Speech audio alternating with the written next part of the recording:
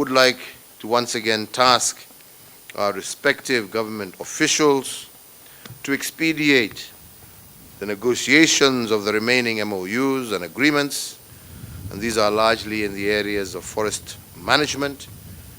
information communication technology, police services, investment protection and promotion agreements, lands, physical planning and urban development, customs, gender equality and women empowerment, and youth development. Indeed, I feel that bond of kinship,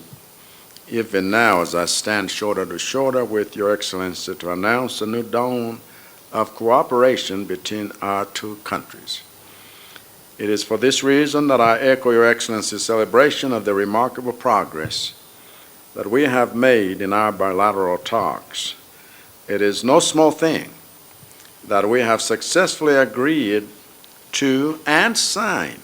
8 instruments of cooperation in defense, diplomacy, health, cooperatives, tourism, agriculture,